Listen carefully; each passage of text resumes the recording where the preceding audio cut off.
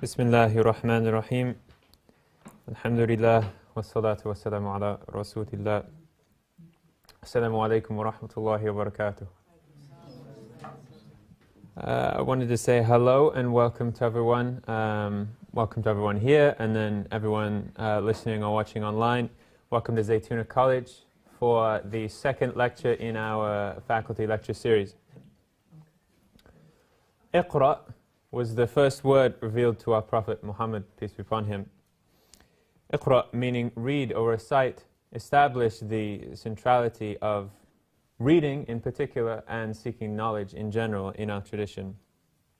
Therefore, it's imperative that in our community, when we think of the place we are as Muslims in America right now, it's imperative for us to be conscious about our relationship to knowledge and our pursuit of knowledge.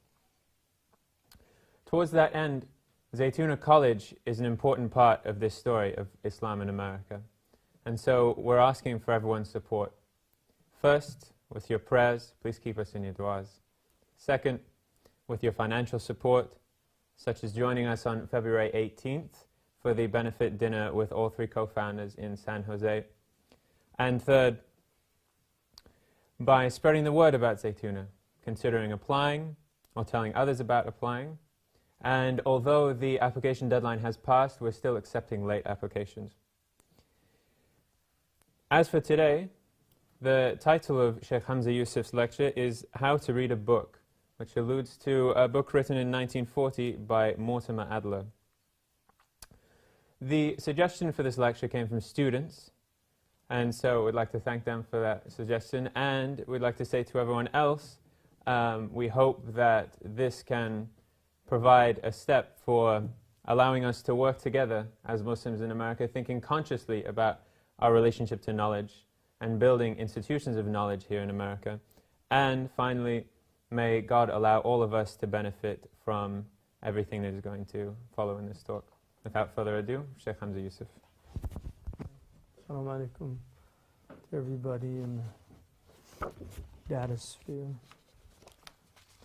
بسم الله الرحمن الرحيم والصلاة والسلام على سيدنا محمد وعلى آله وصحبه وسلم تسليما كثيرا ولا حول ولا قوة إلا بالله العلي العظيم.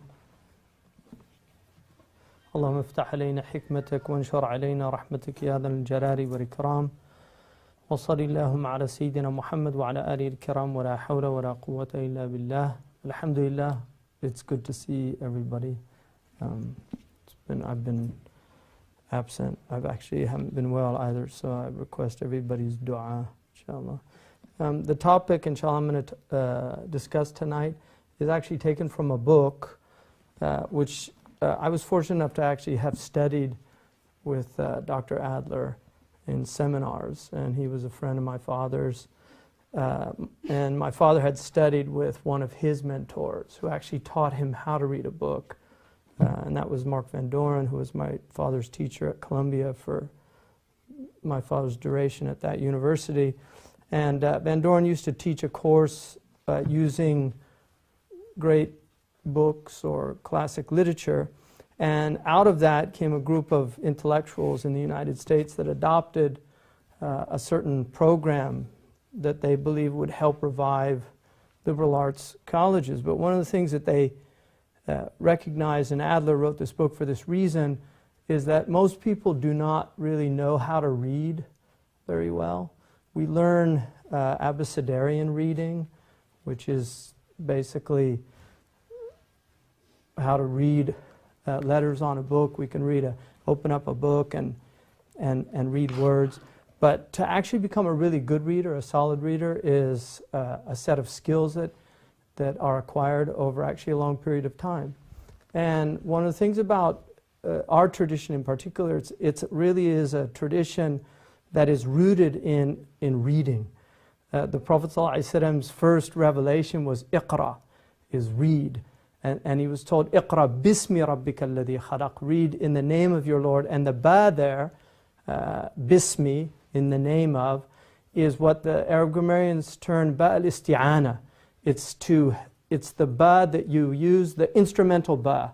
In other words, it's the means by which you to read. And so there's really a mystical component to reading. that is hinted or alluded to in the first revelation of Islam, that there is a type of reading that is done that is not the reading that the Prophet ﷺ was referring to when he said, "Ma ana biqari," I'm not a reader. So the Prophet ﷺ was talking about this type of just reading a book, abecedarian reading. And what Adler refers to in this book as really plumbing the depths of a book, he talks about comprehensive reading. He talks about elementary reading is one type of reading, and then informational reading. And then he talks about comprehensive reading, which is reading for insight, for understanding. And that is really at the root of Islam. It's really getting to insight and understanding. And so this book actually, I think, is really one of the most important books that I've seen in the English language, because it's a key to other books. It really can help you read other books. And it was written by somebody who learned how to read from a master reader. And the Adler talks about when he first started teaching at Columbia, he took a course with John Erskine, who was a very famous philosopher. And it was a really extraordinary course. It was an honors course. They read 2 years. They read 60 great books in 2 years. So they'd read a book a week, and then they would come together and discuss it. And these were all really advanced students. And he was convinced that this was, he said, it wasn't that I discovered gold, it's that I actually owned the mine. That he really felt that he had just taken possession of this incredible treasure, which was all of this knowledge that had been passed down through the ages. And this radically changed his perspective on learning, and he felt that the best way to really learn at the college level was through discussion. It was through reading texts and really discussing them. But what happens is he became, when he graduated, he actually became a teacher of that course. And he thought, oh, I've done this course, I know all these books, and I'm ready to go. But being, he said, the diligent teacher that he was, he decided to read each of the books again a second time, even though he was convinced that he knew them. And he said he was dumbstruck because when he read them again, it felt like he'd never read them before. And this is one of the hallmarks of a really, really good book, is that the more you read it, the more you get out of it. It's not, you don't just read a really great book one time. And Adler argues really that any book worth reading has to be read 3 times. But he does say that the book can be, by a master reader, they can learn how to do all 3 readings in one reading. But generally it's going to take 1 or 2 readings. Now, one of the things that I think a lot of students just assume is, one, if they don't understand something, they'll just ask the teacher. Right? So if I don't understand something, I can just ask the teacher, what does that mean? And that's a type of intellectual laziness when you are grappling with something, because the fact that you don't understand it is either one of 2 things. It's so beyond your grasp that you just don't have access to it. So for instance, if you're not trained in mathematics and you pick up a book on physics, it's just not going to benefit you because you don't have the prerequisites for studying that book. But the other possibility is that you haven't given it enough thought. You haven't put the time in. Now I'll give you an example. The Metaphysics, which is considered one of the more difficult books, probably the most difficult book in Aristotle's compendium of writings. The Metaphysics, Ma Wara al-Tabi'a in Arabic, was translated into Arabic. Ibn Sina, the great scholar, philosopher, said that he had read the book 50 times and still couldn't get it. And he had pretty much given up hope on it. And he said he went to a store, and this scholar, this bookseller said, I have a book that I think you'll really like. And it was an introduction to the terms that Aristotle was using in the Metaphysics. And Ibn Sina just told him, no, I don't want that book. I've spent enough time on that book. He said, no, you should read this, is an amazing book, and you should really, he said, no, I don't want it. And so the man said, look, you can have it as a gift. So he gave the man the book. Well, Ibn Sina went home and he decided to read the book. And that book was the key that unlocked the metaphysics for him. So sometimes a book needs prerequisites to get to it, right? He had tried to understand it, but he didn't have the tools necessary to understand the book.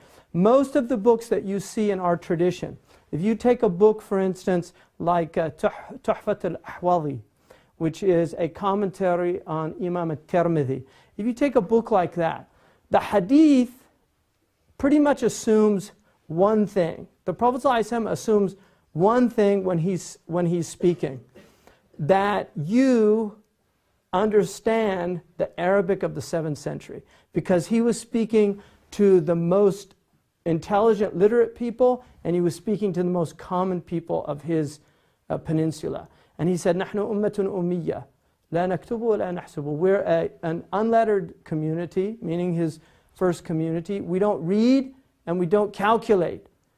So everything that he said, according to Imam al-Shatibi, was meant to be understood by the average Arab of that time, who was illiterate. Now, when we look at the language, we can see how far we've fallen as a species, because the Arabic language of the 7th century was the pinnacle. Just like in our culture, it's been argued that the English language reached its pinnacle in the late 16th, early 17th century, with people like Shakespeare, the committee that translated the King James Bible, people like John Donne, Milton. I mean, this is where English reaches its pinnacle. And very often it's the poets, and because I just mentioned 3 poets that represent the pinnacle of the English language. Very often it's the poets that achieve that supremacy over other generations in terms of language. And certainly in Islam it was no different, because in the 7th century Arabic had reached its pinnacle with the Jahili poets. And that's when revelation comes as a crown on that vast body of language that existed. But it was because they had such extraordinary language skills, and they were able to understand poetry. And if you can understand poetry in any language, you can understand anything written in that language. I'm talking about good poetry.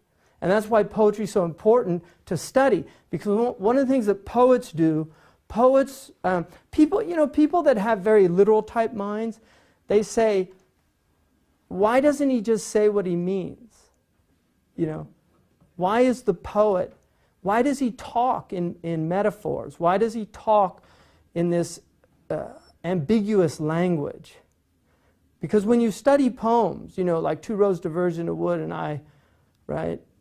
Well, what does he mean 2 rows diverged in a yellow wood? Like, what's he mean 2 rows diverged in a wood? Is he really talking about being on a path, walking down a Vermont bucolic scene, and he comes off 2 roads in a yellow wood, and there he is, sorry, I could not travel both. So he's there kind of wishing he could go down both. Is that really what he's talking about? Or is he talking about something deeper, right? And there's different ways that you can read things. You can read them at a literal level. And that would be, he just came on 2 paths in a wood, and it's fall, probably, because everything's yellow, and the leaves are falling, because he talks about the leaves on the path. So maybe that's one level. That's a level of reading called the literal level. So basically, when you look at this incredible tradition of scholarship, and I was using the example of that book, authors, the Prophet ﷺ, when he spoke, his prerequisite is that you understand 7th century Arabic well. And if you do, you can understand what he's saying. Ad-dinu nasiha. There's a reason why he said ad-din as opposed to dinun. Or there's a reason why he said ad-dinu. He didn't say nasihatun. He could have said ad-dinu nasihatun, ad-dinu nasiha. But he used article of definition for both the mubtada and the khabar, right? For the subject and the predicate in that sentence. Why? There's a reason. And if you know, you don't have to know grammar to understand that.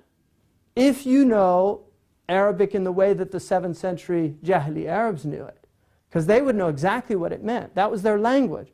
And so language, the prerequisite for understanding oral communication, is simply the skills that we have in language. But they're very complicated. I mean, even the most aboriginal languages are incredibly complex. Doesn't matter how simple language gets, it's always complex. And it's a miracle that children learn how to speak, just syntax, and how they work out. And then generative grammar, how they generate grammar. Because children will say things that they've never heard said before. They'll start formulating sentences at 3, 4 years old, and they've never heard those sentences before, but they're generating language. So humans are language generators. We naturally generate language. Now, at a certain point, people started writing down. Allama bil qalam. Allah says we taught by the pen. And because the Lawh al-Mahfuz is one of the really profound images in the Islamic tradition, this idea of the Lawh and the Qalam, that God made this tablet, and then He made a pen, and He told the pen to write on the tablet. So everything that is, was, and ever will be was actually written down according to this narrative. So there's a reading, and then on Yawm al-Qiyamah, what do? You read your sahifa. You're given your book, and you're told to read it. Iqra kitab. You have to read your actions. Everything that you did, it's all recorded. Kitabun marqum. In some kind of, who knows what, I mean, that modern language, marqum means digital. Ruqam is digit, but it could also mean written. A written book or a digital book, Allahu alam. But it's a book that recorded everything. And we know that we've got scriveners, angelic scriveners, that are writing things down, right? Taking notes. So reading is central to the Islamic tradition. It's all about reading. And then reading signs in the self and on the horizon. So if you look, when the Prophet ﷺ was told to read, and he said, I don't know how to read. He said, no, read. Again, I don't know how to read. Read. This is a different type of reading. It's a deeper type of reading. And then we're told, and this is very interesting because even though semiotics it's an ancient concept, the idea of the simos, the symbols. It's an ancient concept. I mean, the Greeks talked about it. But the fact that one of the most important areas of philosophical pursuit is in this whole area of semiotics and signs and symbols and meanings. And the fact that the Quran identifies itself as a book of signs.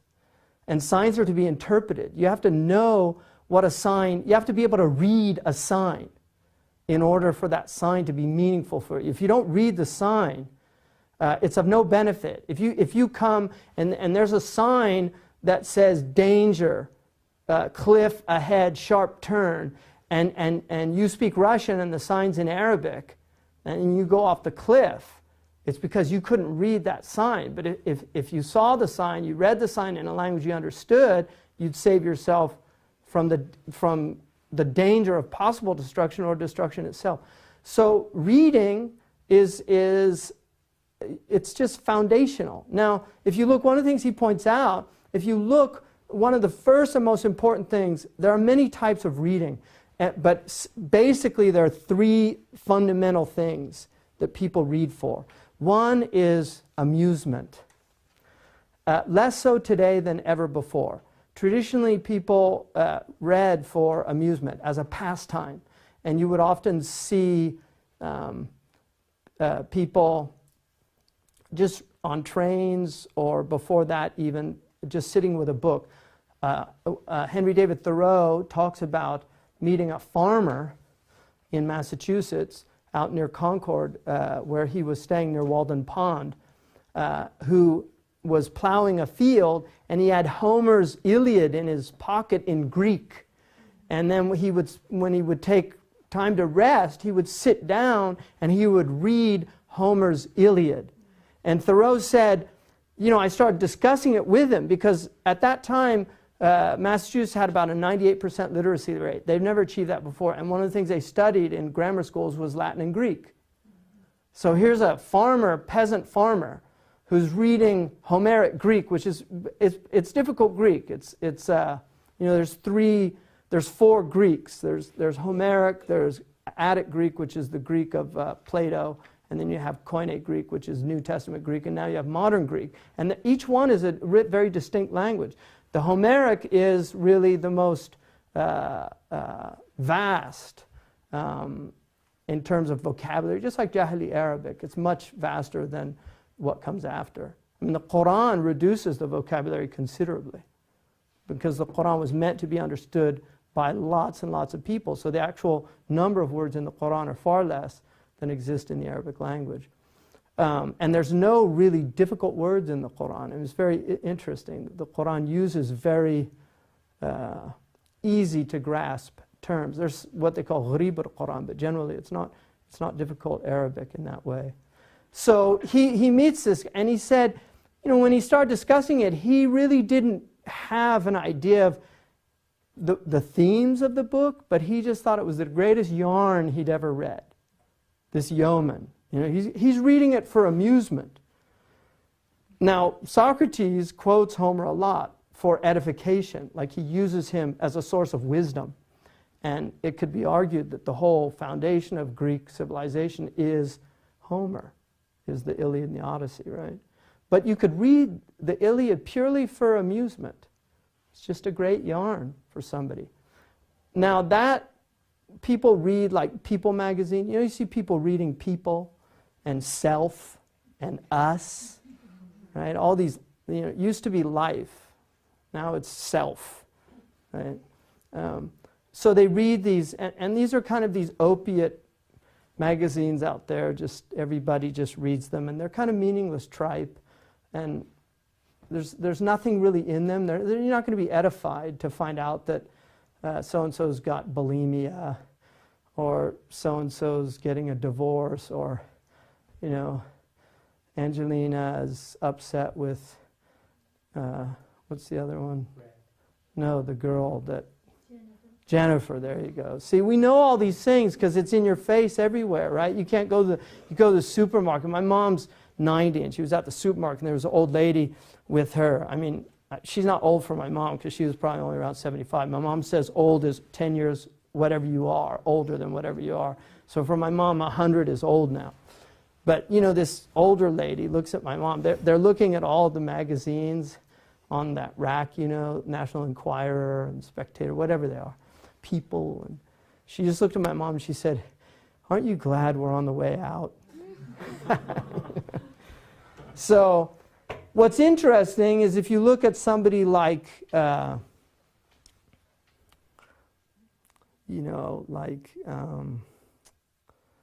Dorothy Sayers. I mean, she was lamenting how bad it was in the 1940s. I mean, they could only, I think they would just drop dead by what they see now. But that's one type of reading. Then you have informational reading like Time or Newsweek, just to get some information like what's happening in Iraq, or what's happening with the Republican race, things like that. So you get type of information. And that is it's easy to read. It's not that hard if you're educated. I mean, they're writing probably at about 7th or 8th grade level. I mean, that's it. Most books now, according to, a friend of mine who's was asked to write a book for a major publisher, was asked, at what level do you want? He said, generally the books that we publish now are at a 6th grade level. If you look at, according to, studies of the language of debates, Kennedy's and Nixon's debates were at about 11th grade level of understanding, high school. Lincoln Douglas debates were at graduate school level. Right? If you just analyze the language and the type of level they were speaking. Now it's about 5th to 6th grade level. That's what they're talking at. So this is a kind of dumbing down, but people, that's the level that information is being written on. The last reason to read is to learn something, for understanding, what he calls comprehensive reading. It's actually to illuminate, your understanding. Now, what's interesting is one of the things that Adler argues is he says that, people will say, oh, I can't read that book, it's over my head. And he said that is the very reason why you should read it.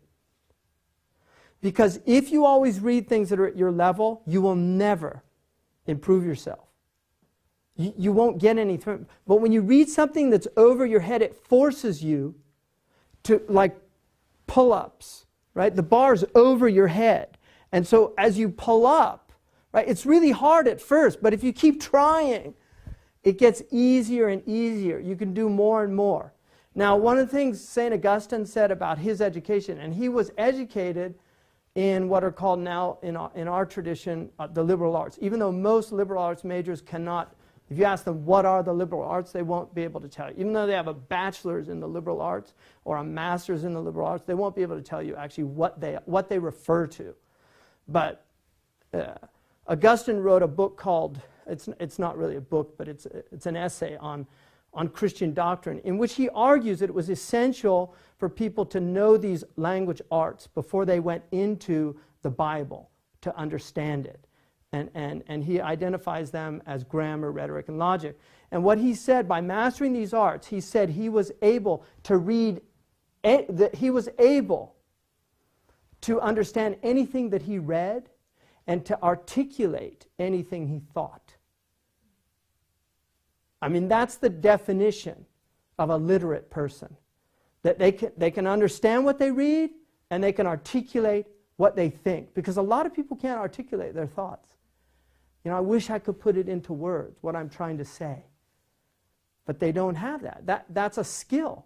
Some people have it more naturally than others, but it is a skill that can be acquired. It's not magic. You have to have words. You have to know how words are put together. And so, basically, what he says is he wrote this book for that third type of reading. He didn't read it for those first two. He said, if you're interested in those types of reading, don't bother with this book. You're just wasting your time. And so what he says is the first thing he talks about reading, the word itself.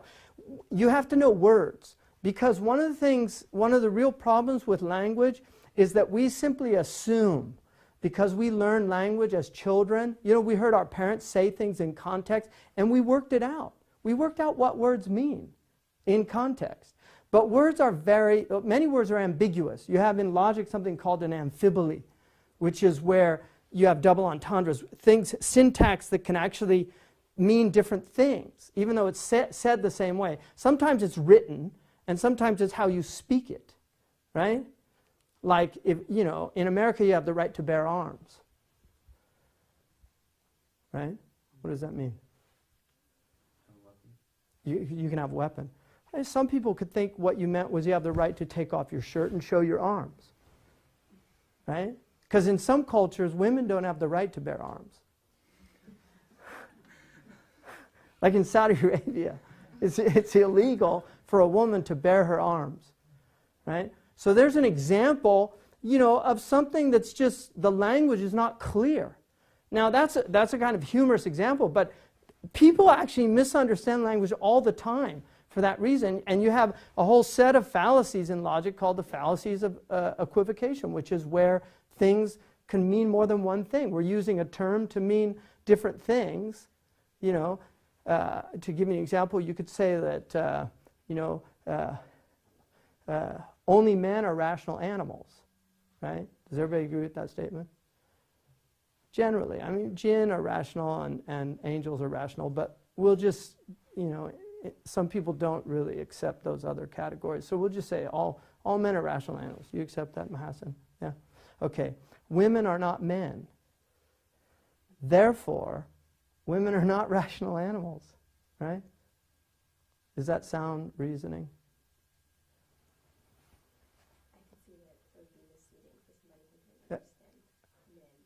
Yeah, okay, good. See, the equivocal term there is man, because in the first term, it's a universal term that includes women. But in the conclusion, I'm basically excluding women from men. So I'm using a term, right, ambiguously, which is one of the rules in logic that you cannot do. Terms have to be unambiguous. So what he says is, you have to know the words that the author is using. and how he's using them. And that's very important. So reading, what does reading mean? Like reading. What does it mean? I'm not reading you, Fatima. You know, I don't, what does that mean? I'm not reading you. I don't know what you mean, right? You don't understand. Yeah, exactly. I don't know where you're coming from. I'm not reading you, right? Or, you know what, Mahasin, you're reading between the lines here, right? I mean, we can use the word in a lot of different ways, right? But, and so there's a basic meaning, which is just to read. But if you actually look, one of the meanings in Old English for read is the fourth stomach of a ruminant, right? Because ruminants have 4 stomachs. And what do ruminants do? They chew the cud, right? And they swallow it, and then what do? They spit it back up, chew it some more, swallow it, spit it back up, chew it some more. So isn't it interesting that our word to read and to ruminate, to ponder things, has to do with this idea of chewing. You know, Bacon said that some books are to be tasted, some books are to be swallowed, and some books are to be chewed and digested. Right? So the idea that reading is something that, it's not just this superficial thing here, even in our language. And that's one of the beauties of a dictionary of etymology, you see, because you can really get, you know, Heidegger, who's a German philosopher, said language is the house of being. What do you think he meant by that? Language is the house of being. I mean, first of all, what's being? How's he using that term? Being is a term. Like it's something non-static, it's constant. What is being? Existence, right? Everything that is, right, has existence. That's being. Like this. So metaphysics is the study of being, right? So when he says language is the house of being, what's he mean? What happens in a house? You live in it, right? You know, you live in your house. It's where you spend your time.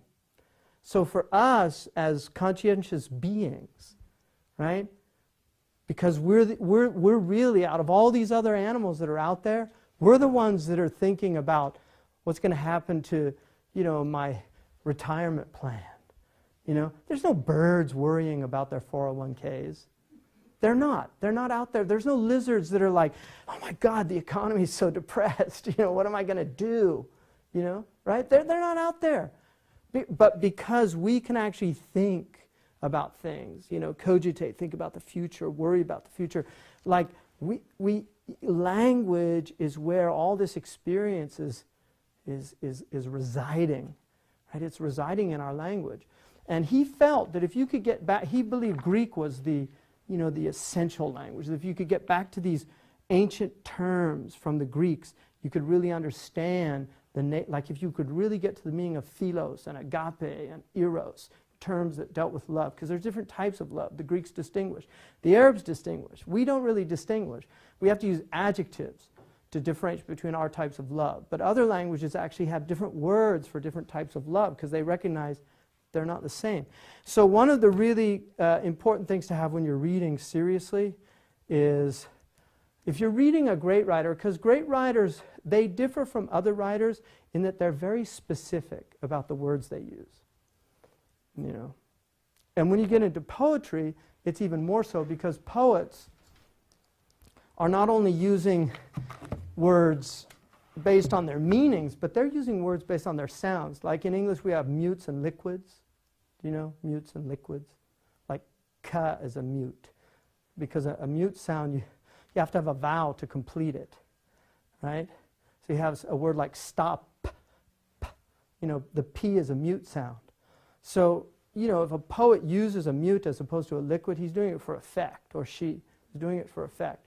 So just learning the sounds of words, of why we would choose stone over rock. And they're very different sounds, aren't they? Stones, stepping stone. We don't say stepping rocks, right? But a stone is a rock, and a rock is a type of stone, right? But when we think of rock, it's very different from thinking of stone, right? So poets will even be more specific. But Great writers always use words very specifically. They're not sloppy in that way. And that's why modern writers, I had a teacher, a Mauritanian, who said the difference between the ancients and the moderns is ancients wrote a sentence that could be commented on in a book. He said moderns write books that could be summed up in a sentence. Right? It's very different. And I found that to be very true. Most of the books that I read by modern writers, they really could be summed up very briefly. Whereas if you read a book like Qawaid al-Tasawwuf, you can't sum that book up by Ahmed Zarruq. Couldn't sum it up. Very difficult to do that. So it's important to have a dictionary and then a good etymological dictionary to deal with terms. So now let me just look at some of the things that he says in here. And then I'm going to do a poem with you. I'm going to actually do this in 2 classes because the book can't be, there's a lot in here. And I want you all to read this if you haven't already read it. And if you can, I would get the first edition. You have to buy it used. Problem is, if you all buy it at once, it shoots up in price because used books, now they've got the computers, so they're very aware of movement with a book. Right? Suddenly it's like $7 and it shoots up to $99 because they're limited. But the 1940, the first edition is, I think, much better. I've read both of them. I had to read the Van Doren version in college. But this one, I think, is a much better edition. But one of the things that he argues in here, at the outset, he talks about reading, and then he talks about reading is learning, and he says that there's no such thing as passive reading. You can't read passively. There's only more active reading. But reading is an activity. Watching a film can be completely passive because you're just you're receptive, and it can stimulate you. You can at the emotional level. Some films can stimulate you intellectually. I mean, some films, a film like Redbeard by Kurosawa is, I think, as edifying as a lot of books. In just terms of and great film directors. They have a purpose in making their films. They're not making their films simply to entertain, although that's one level that the film could be taken on. But one of the things that he says in here is that he realized after he'd gotten his degree that he was actually a poor reader. He's got his PhD, and he was put into this class to teach. And he said that he'd read these books again, and he realized he hadn't really read them the first time. He thought he had. And then he was teaching in this seminar with Van Doren. And what happened was, he said he started reading commentaries and encyclopedia articles about the books. And so he would come thinking he was really prepared. But he said most of the good students had already done that. And he said what would happen is they would end up discussing things about the book, but they weren't discussing the book. And he said what really, and he's very humble in that he mentions that it was a great blessing for him to have been exposed.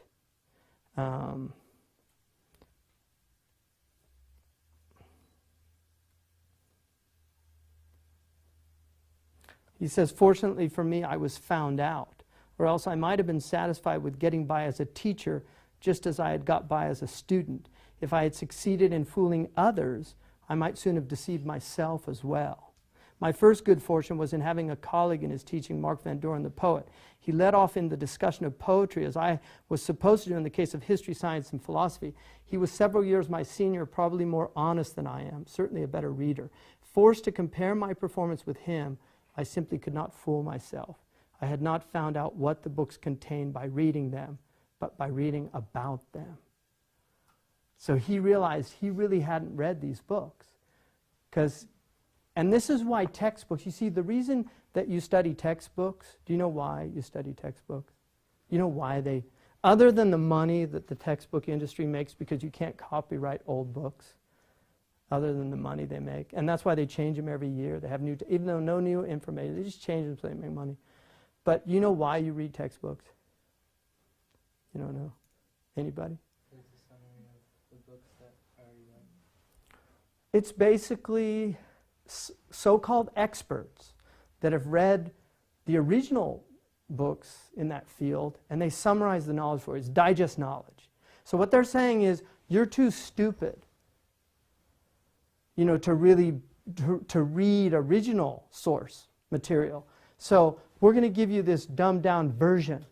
But what's happened consistently over time is they keep having to meet more and more dumb, because they're not challenging people, and so people become lazier and lazier to the point that basically what you're reading is tertiary, thought about something, and you're reading it in a prose that is prosaic at best. It's bad. It's just bad. There's no voice, right? I mean, if you're used to good literature, Rashida, you've read good literature, right? How do you feel about textbooks? It's torture, isn't it? I can't read textbooks. I can't. I'm sorry. I can't read them. Because they're so, it's like some guy that memorized Strunk and White and practiced every single rule in that book. And so technically, there's no grammatical mistakes generally because they're well edited and everything. But there's no voice. Whereas if you read, who would you rather read in grammar? Ahmed Fouda, some guy from Egypt who was born in 1970? Or would you rather read Ibn Hisham, one of the greatest grammarians that ever lived? I mean, who would you rather read? Seriously. Who would you rather read about, the philosophy of history? Some guy who read Ibn Khaldun? Or would you rather read Ibn Khaldun? Because Ibn Khaldun's not that hard. I've read him. I know he's not that hard, right? So that's one of the things about forcing yourself to read these books and not read what other people say about these books. You read them for yourselves, and you learn how to read them. And so you have to learn certain skills to read these books. And then this is what he goes. Now, the other thing he talks about is dead and living teachers. And he says that in reality, the dead teachers aren't dead teachers. In this culture, they talk about dead white men. You know that phrase? Which is not really fair to these people, because they act as if somehow these dead white men are the reason for all this. There's this kind of, let's get rid of dead white men because all the problems came from these dead white men. The fact is, this civilization has consistently ignored most of those dead white men. I mean, this civilization has happened in spite of them, because many of them were persecuted, literally killed, right? They weren't popular people. Spinoza was kicked out, right? They weren't popular people. Locke had to flee England from political persecution, right? Socrates was killed by the noble people of Athens. But we have dead brown men, right? That's our tradition. We've got this whole tradition of, this is largely written. We don't have that many women that wrote. We do have some women that wrote. In Kitab al-Aghani, there were many female scholars, but the women tended to be, you have to have a certain type of jara'a in Arabic, like a bravado to write a book. Because writing a book is not only is it putting yourself on the line, but it's also, there's a certain assumption that you're qualified to do something, and the women tend to be very humble. It wasn't that they weren't great scholars. They had a lot of great scholars, but their nature was more humble in that. So it wasn't that there weren't great women scholars. There were, but they tended not to write. And a lot of them focused on areas like sirah, hadith, great muhaddithat, several of them. And some of the fuqaha, Imam al-Tahawi's mother, al-Tahawi, was one of the great fuqaha, quoted in the books of fiqh of the Shafi'i school. But generally, you're looking at a tradition that was largely written by men. And that's something to take into consideration critically when you read, because men have a certain view that women don't always have. The Prophet ﷺ used to take counsel from the women, listen to the women. He would have the women come. They had Khatibatun Nisa. She used to come, make declarations on the women's behalf. And the Prophet would force the Sahaba to listen to her, and then he'd ask, what do you think? And they would all be, well, it's amazing, because they weren't used to having that voice. But he talks about dead and living teachers, and one of the things he says is that reading a book is like reading nature. the questions you ask, you have to answer yourself. When you ask questions of a book, you have to answer them yourself. Whereas in a lecture, you can stop me and say, what did you mean by that? And I can explain it to you. Right? So a living teacher is very beneficial in that they can really help you to understand some things. So, and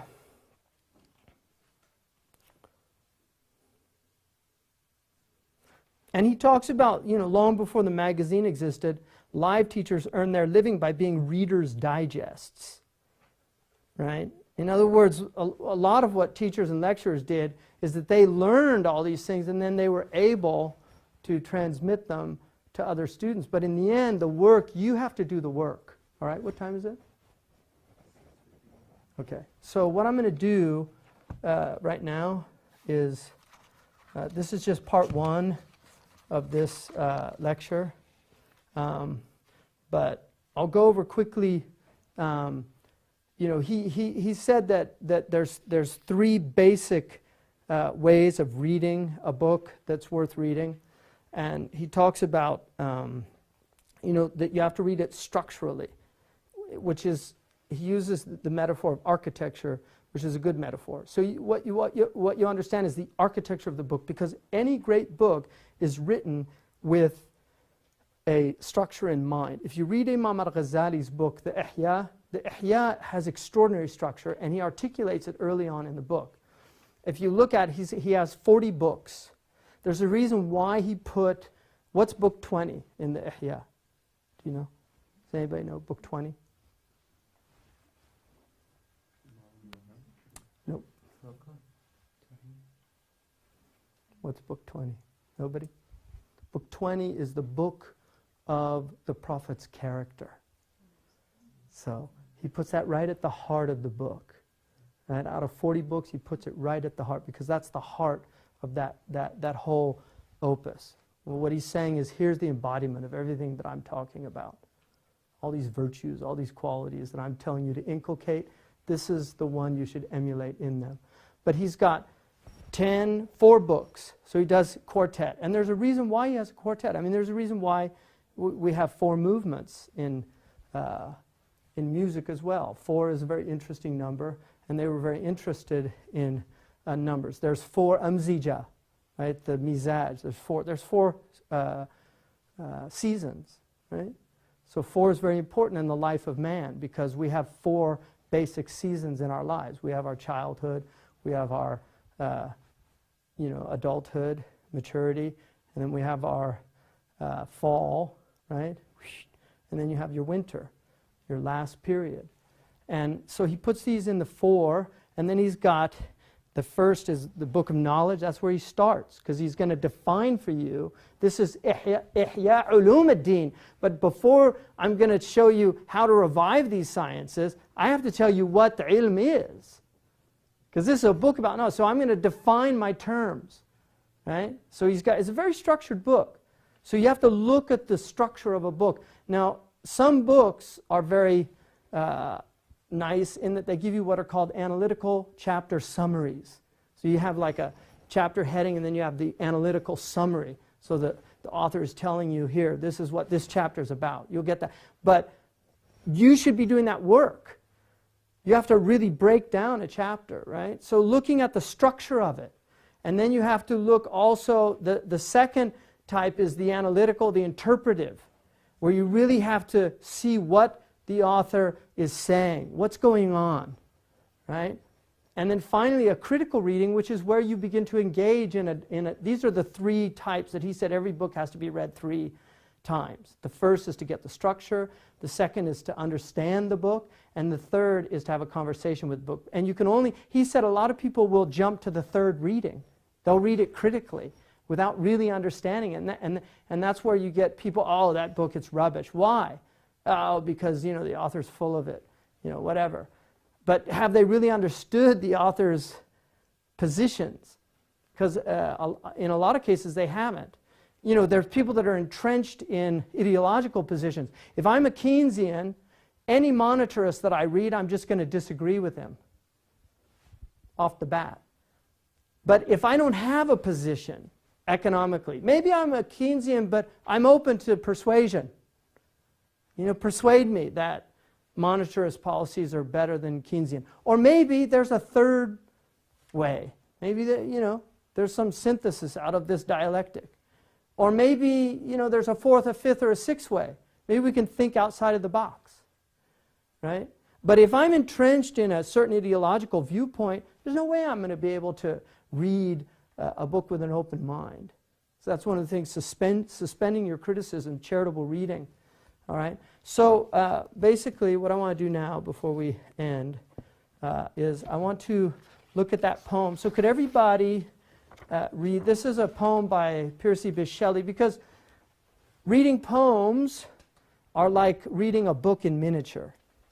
A poem is really like a book, all right, because it's so packed with meaning. Poets are, I could write a whole book, and I'm not exaggerating. I could write a book commenting on this poem. I guarantee you, I know I could. I could write a book just commenting on this poem. That's how much meaning I consider to be in this poem. This is the reason I like this poem. It was the first poem when I was 12 years old. I was in 13. I was 13 years old in 8th grade, Mrs. Augustinelli's class. She was my English teacher. And I read this poem, and it gave me goosebumps. It's the first poem that ever really affected me like that, right? So for me, it has a lot of meaning in that way. But anyway, some people, he's from the Romantics, Percy Bysshe Shelley, famous for marrying the woman that wrote a famous novel, right? Frankenstein. Anyway, these guys were very critical of a lot of things. But so just read it, and just give you a minute or two. Just read it and think about it.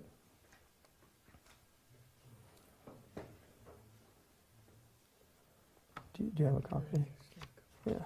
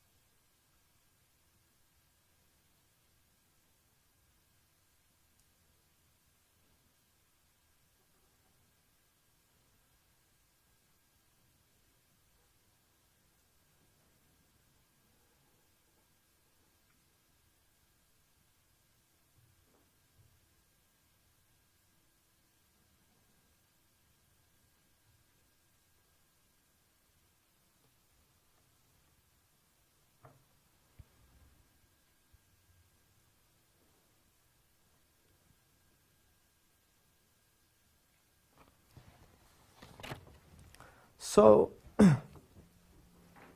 if you had to say in one word what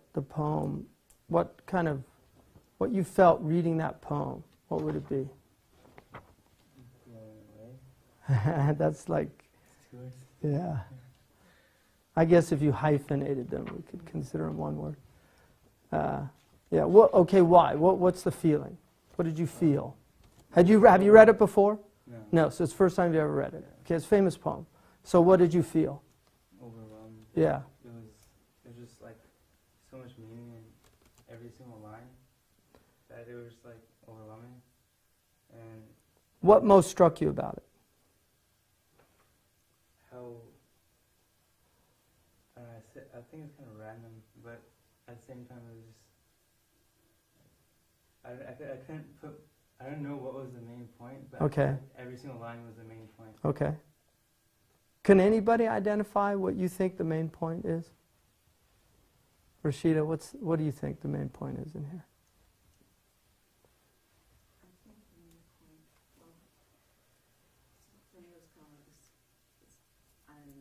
like, here you are. It's definitely a very ironic poem. Yeah. And what's the central irony? That Ozymandias basically constructed this King of Kings, greater than anything Yeah. persona, and what's left of him is a broken down statue. Yes, in the middle of these, yeah, there's nothing there. Round the decay, right? That colossal wreck, boundless and bare. The lone and level sands stretch far away. Yeah. So, Can you recite the poem? Before the people know? I met a traveler from an antique land who said, "To vast and trunkless legs of stone stand in the desert, near them on the sand, half sunk, a shattered visage lies, whose frown and wrinkled lip and sneer of cold command tell that its sculptor well those passions read, which yet survive stamped on these lifeless things, the hand that mocked them and the heart that fed. And on the pedestal these words appear, my name is Ozymandias, King of Kings. Look on my works, ye mighty, and despair." That's the quotation. My name is Ozymandias, King of Kings. Look on my works, ye mighty, and despair. Nothing beside remains round the decay of that colossal wreck. Boundless and bare, the lone and level sands stretch far away. So it's definitely an ironic poem.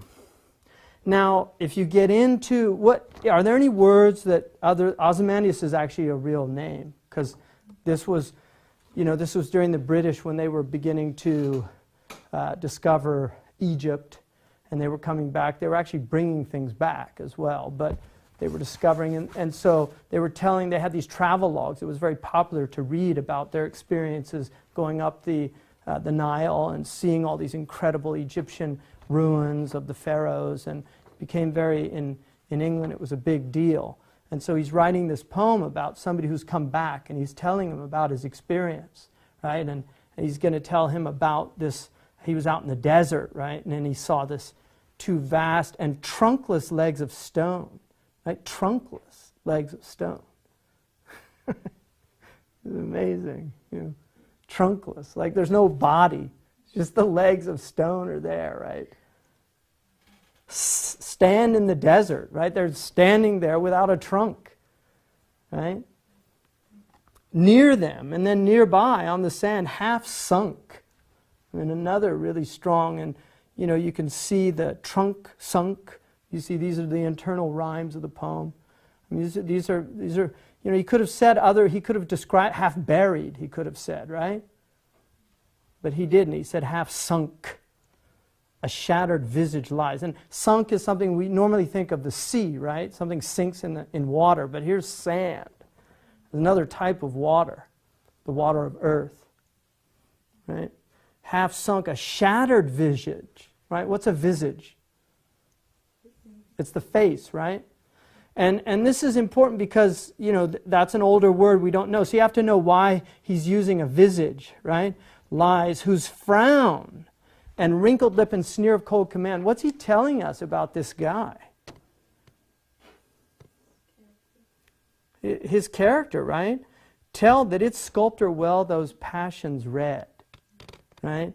The sculptor really understood something about this character, right? Whose frown and wrinkled lip and sneer of cold command. I mean, sneer, it's an interesting word, right? What does sneer mean? What do you do when you sneer at somebody? It's contemptuous, right? Arrogance, just sneering. Right? Sneer of cold command. Heartless. We're dealing with a heartless person here. Tell that its sculptor well those passions read. I mean, here we have reading, right? The artist reads also. It's a different type of reading. He's reading into the personality of the character that he's sculpting. He read well those passions because he's put them on that face. And then what's he telling us? Passions are, when you think of passion, what do you think of? Huh? Well, what do you think though, passions? Like somebody's passionate, what are they? Huh? They love what they're doing. Yeah, but what? Passion. He's got so much passion. Huh? I mean, I think of life, somebody who's really alive. You know, they're passionate, they're alive, right? So it's interesting, he's juxtaposing here, you know, to tell that its sculptor, well, those passions read, which yet survive, stamped on these lifeless things. So here he's juxtaposing passions with lifeless, and yet he's telling us they survive. How have they survived?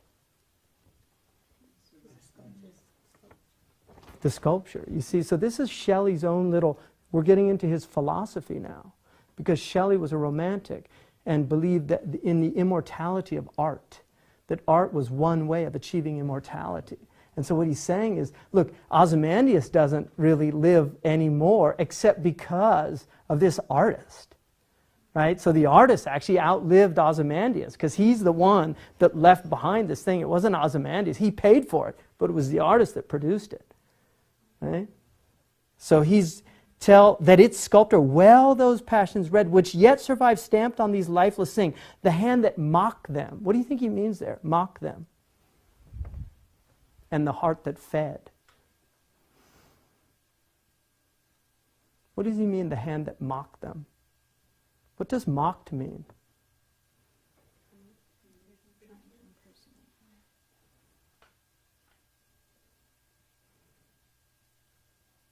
What's mock mean? There's another poem, great poem, one of my favorite poems by Yeats. Come, let us mock at the great that had such burdens on the mind and toiled so hard and late to leave some monument behind, nor thought of the leveling wind. Come, let us mock at the good with all those calendars. Come, let us mock at the good with all those calendars whereon they fixed old aching eyes, nor thought of how the seasons run and now but gape at the sun. Come, let us mock at the wise that fancied goodness might be gay and sick of solitude might proclaim a holiday. Wind shrieked, and where are they? Mock mockers after that, who would not lift a hand maybe to bar that foul storm out, who would not lift a hand maybe to help the good, wise, or great to bow that foul storm out, for we traffic in mockery. Right? He's talking about the modern age. It's all mockery. Let's just make fun of everybody. Make fun of the Prophet Muhammad sallallahu alaihi wasallam. You know, it's an age of mockery.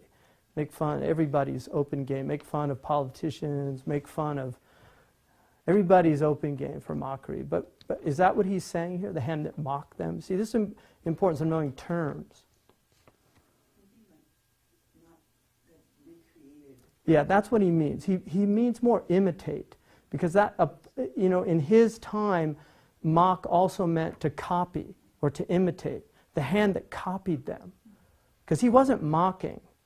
He wasn't mocking Ozymandias. So this is important. You can't understand something unless you know the words that the author is using in it. So here he means the hand that copied them. Now what's he mean, the heart that fed?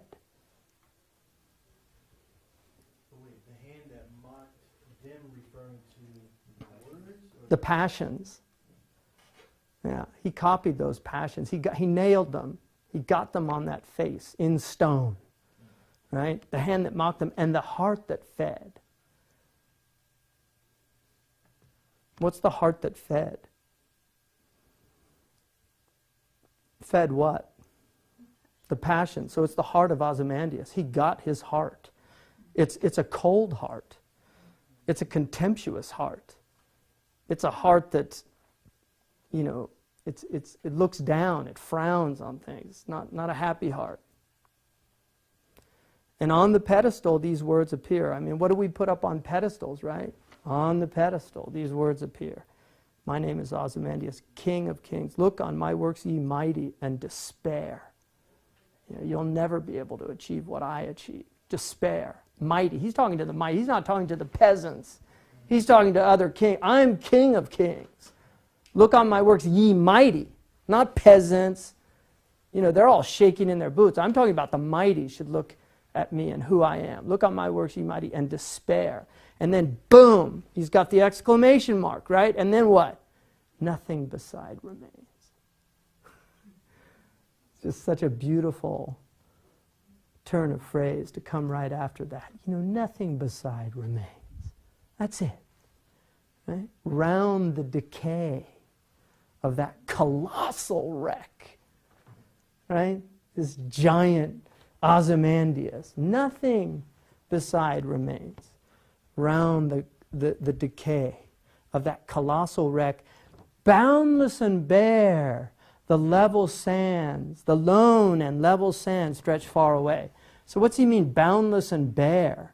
The lone and level sands stretch far away. What are the sands referring to?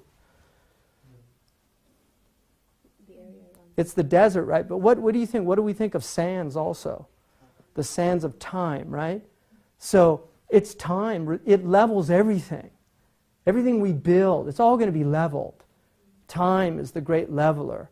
So, he's basically just saying, look, nothing beside remains. It's all boundless and bare. The lone and level sands that stretch far away. There's just this little half-sunk visage in the midst of a massive ocean called time, that no matter what we do, it's always going to be this half-sunk, shattered visage in the ocean of time, the sands of time, right? In the end. Pretty bleak.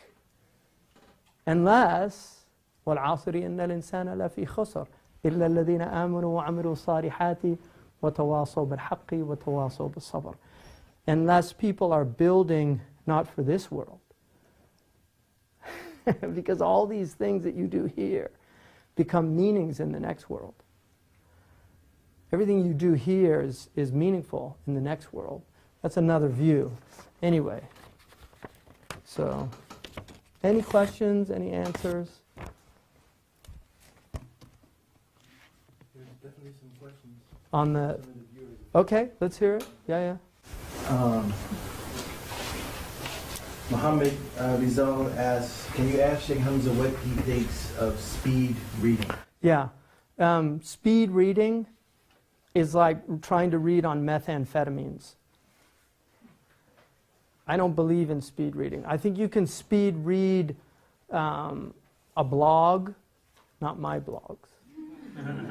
You can speed read a blog. You can speed read an article in Time or Newsweek, something like that. There's things you could read. There's skimming and then there's superficial reading. Skimming is just scrolling down a page and trying to see, do I really want to read this or not? And then superficial reading is to read it without really thinking about it, right? Whereas real reading takes time. I mean, real readers are, if you're going to read something in the way he's talking about, Adler recommends not reading more than 20 pages an hour and taking a break. I mean, that's slow reading. So, but I mean, my teachers, like Sheikh Abdullah bin Bay, he reads all the time. Amazing. He always takes books with him. And Murabt al-Hajj, I brought him once a 3-volume book of Al-Wazani as a gift. It was a book of fatwas that he didn't have, and it's a famous one that's quoted. He just, for the next 3 weeks, that's all he read when he had free time, and he finished it in like 3 weeks. Mind you, he's reading something that he knows a lot about, so it depends on also what you're reading.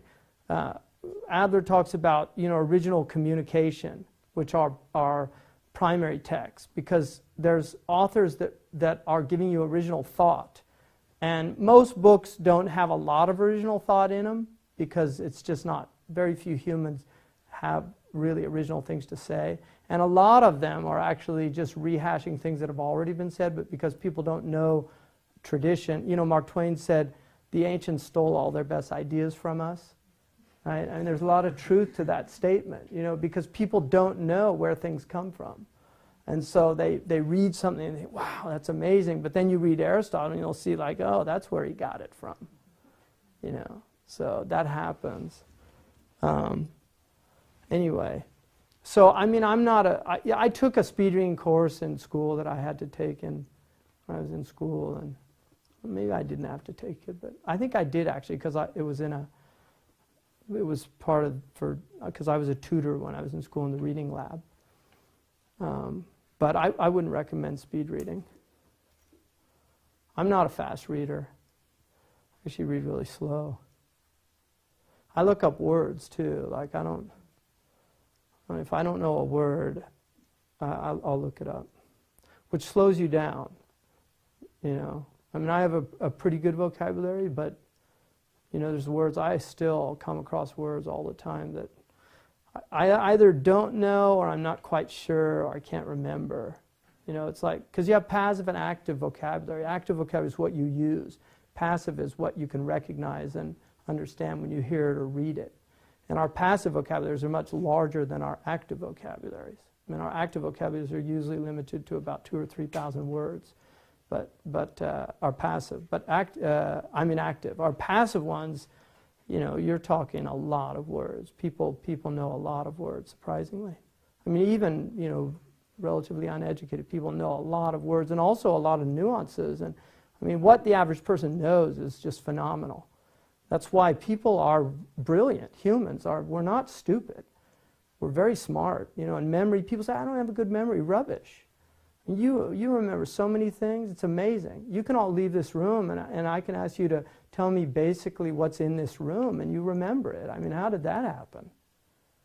Just from being in a room to know, you know, where the podium was, you know, where the books were, approximately how many of those shelves are in here, you know, where the table was, where, you know, we can describe those kiosks, those little cubicles in the thing, right? And there's a little guest book on the thing, right? And then I saw a little poster. You can go there now if it's still there, you know, a little poster about building Zaytuna brick by brick. I mean, I was just walking into a room and I noticed all these things. I mean, how did that get stuck in there? People have phenomenal memories. We just don't know how to utilize our memories like we don't know how to read. These things are trained. You know, memories, you train your memory. It's a skill. So, anyway, any other questions?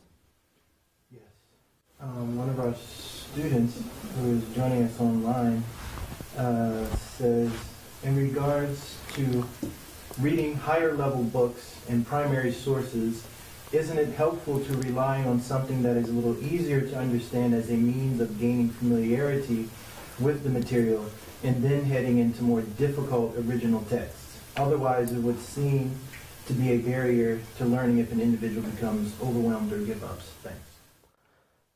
You know, I would say it depends on what you're reading. I mean, for instance, you know, I'm reading a book right now that I've read before, but I'm reading it with somebody, and it's a book by Imam al-Bajuri. And Imam al-Bajuri assumes in that book, and it's really a secondary book because he's drawing from a lot of different books, and it's a textbook. It was used in Al-Azhar for Aqidah. But in that book, he's assuming that you know logic, rhetoric, grammar, philology, ilm al-wada'. He's assuming that you know theology, because it's an intermediate theology book. So he's assuming you've had basic theology. So he makes all these assumptions on his reader. Now, if you knew Arabic pretty well, you could actually read the book, but you would be missing a lot of his nuances. You just would, and then you'll miss things like he'll use a word that you won't know that he's using it to refer to something else, a science as a technical term, because that's one of the things about knowing terms. Now, one of the things that he's going to argue in here is that you have to also, in the second level of reading, you have to be able to identify terms and propositions and arguments. And these are basically the three subjects of logic: understanding, judgment, and reasoning. Those are the three subjects that logic deals with. Understanding is what are called simple apprehensions, knowing terms, what's called in Arabic logic tasawwur, being able to conceptualize something. And the Arabs say, they say that al-hukmu ala shay'in far'un an tasawwurihi. In order to judge something, judging a thing is a branch of its conceptualization. You have to conceptualize something before you can make a proposition. So you have to know, if I say all men are created equal, okay, I have to know what men, all men, that's a universal statement. So I mean every man. Does that include black people? At a certain time, maybe people wouldn't have agreed that, right? But now most people, right, would include that. Does that include You know, Arabs, does that include, right? So when we say all men, we're talking about everybody, right? Irrespective of what people went 200 years ago when they declared that. They didn't think that that was a universal statement. Jefferson did, right? And Benjamin Rush and others, but not all of them. I mean, I'm sure they didn't. But you make that same, you have to know what they mean by all men. And then what do they mean created equal? Equal is a mathematical term, and they're using it in a philosophical statement. So, I mean, are we equal? Like, you're taller than me, aren't you? Stand up. Yeah, I think so. He's taller than me, isn't he? So we're not equal. So all men are not created equal. He's taller than me, right? So what do I mean by equal here? What am I talking about? You know, these are terms. You have to understand the terms before you can make the proposition. So is it a mathematical metaphor? Am I saying created is assuming God too, right? Because created means it's a passive form that assumes a creator, right? Because created means to be made. So something was made has to have a maker. That's an assumption. And they believed it because they are endowed by their creator. They mentioned the creator right after that, right? So that's a proposition. All men are created equal. Is it a true proposition? In modal logic, you have what are called modalities. So it depends on what you're talking about. You know, because people aren't created. Some people are faster than others, taller than others, smarter than others. We're not all created equal. So what are we talking about? Are we talking about with our basic human dignity? So there's a proposition. Is that what he meant? Maybe. We need to discuss it. So you have to know the terms and then the proposition. Now, he's making an argument. That's a proposition. It's a categorical statement, right? It's a declarative statement. All men are created equal. He's not saying maybe all men are created equal. I think all men are created equal. In my opinion, all men are created equal. Those are different ways of saying it. He's saying all men are created equal. Categorical, declarative, universal statement. We have to know what those terms are, and then we have to know, okay, what's his reasoning? What's his reasoning? So now that's the third level. So that's a science that, inshallah, you guys are going to learn before you get out of here, because it's very important. You know, one of the things about logic is no longer taught generally. And it's created a lot of havoc because people can't think anymore clearly. And our tradition is very committed to logic. I mean, the Shamsiyya was almost a universal, you know, the Sulam in North Africa.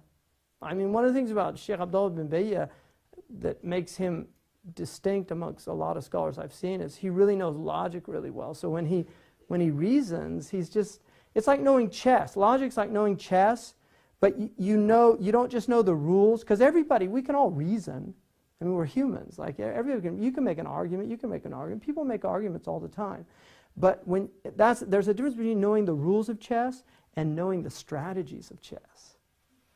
Right? Because if you know the strategies of chess, you can end a chess match in about 3 or 4 moves with somebody who doesn't know the strategies of chess. And logic is not simply to win arguments.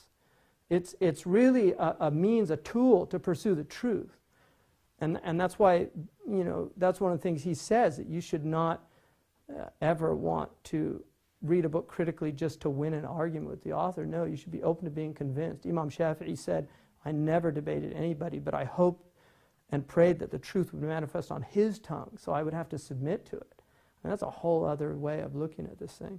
But he's assuming that, you know, traditionally people studied grammar, rhetoric, logic. They understood conditional sentences. They understood universals, particulars.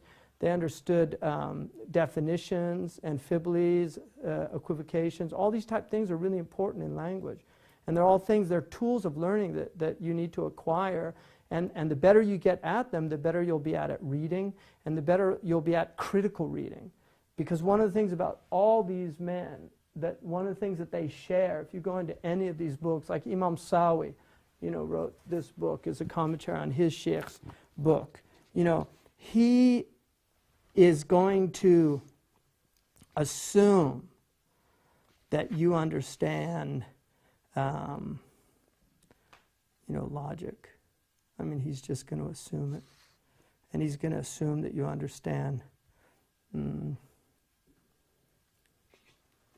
know, وَقَوْلُهُ أَيَ الْكَثِيرُ كما فسر ابن فرحون معنى الغالب وقيل معنى الغالب أي في إطلاق لفظ الجيد عليه كما فسر به الباجي. So now he's defining what's he mean by الكثير. وحمل في الجيد على الغالب منه في البلد وحمل في الرديء على الغالب أي الكثير منه في البلد وإلا يغلب شيء فالوسط من الجيد ومن الرديء يقضي به. So these are all terms that you have to understand. He's talking about jayyid of food stuff, the good of a food stuff, right? And the radi is the lower quality. على الغالب أي الكثير منه في البلد, the majority of it in a country. إلا يغلب الشيء فالوسط من الجيد أو من الردي يقضى به. So you can also use what's between the two. And then he goes further into the commentary. Al-Kathir here, according to Ibn Farhun, means the same, al-Ghalib. And some say it means as في إطلاق لفظ الجيد عليه. It's the Ghalib of the Jayyid only. So, these are this is like a telegraph. I mean, he's using, it's like texting. He's using minimal language there. And that's the way the later writers are. The earlier writers are much easier to read.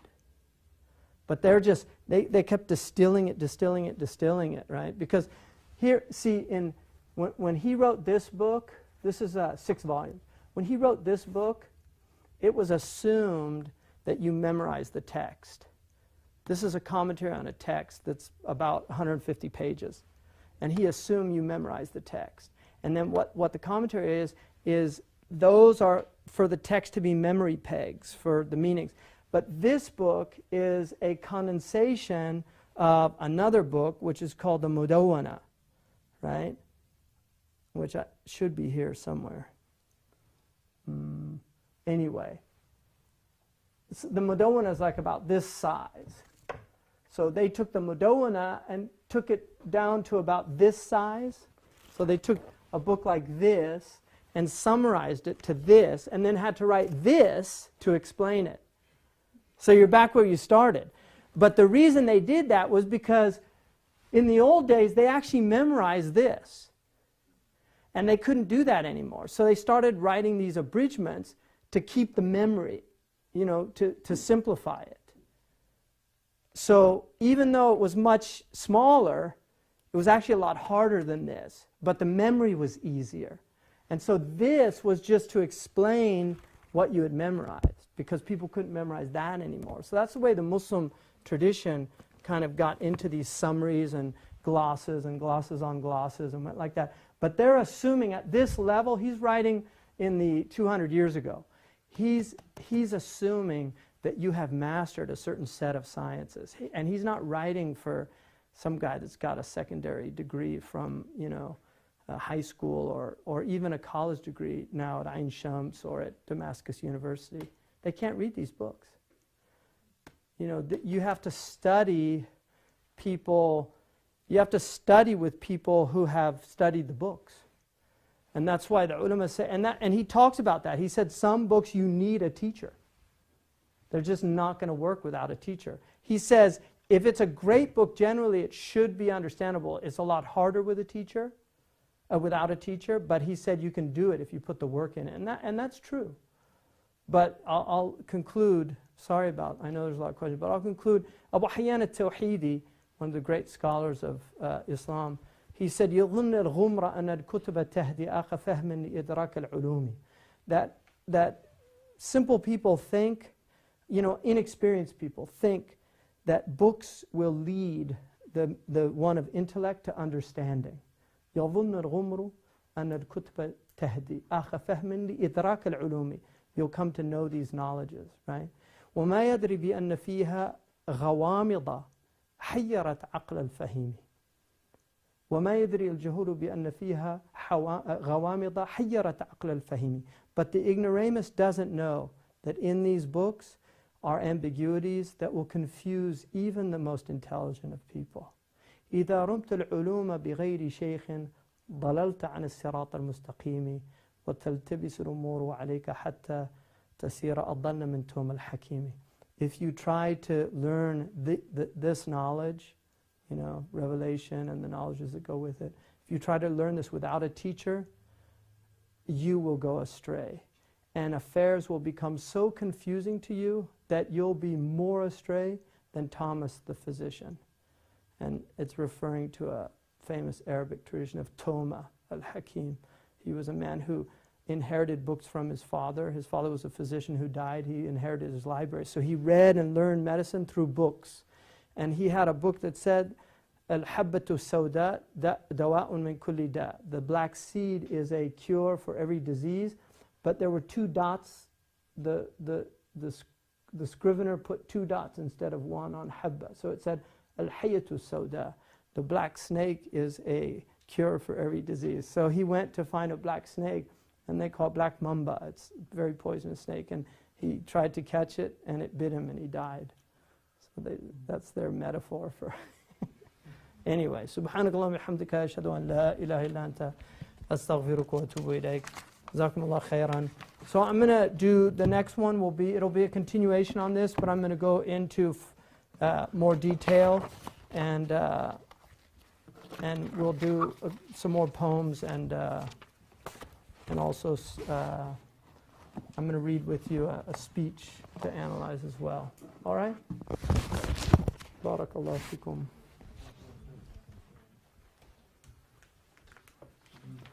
Harun, shukran. Oh. Bismillah. Sorry, it's just it's very hard, obviously, to follow that. Alhamdulillah, Jazakallah khair, Sheikh Hamza, for the amazing intellectual journey we just went on. Jazakumullah khair, everyone, for being here. Please, everyone, consider joining us here at Zaytuna for the intellectual journeys that happen here, and for supporting this. And please see the website and the Facebook page for information about the next lecture. Jazakumullah khair. Zaytuna College is investing in a new home in Berkeley, California. Join us on February 18th for a benefit dinner featuring Zayd Shaker, Hamza Yusuf, and Hatem Bazian, and find out how you can dedicate a brick to be permanently displayed at the new campus. Register today.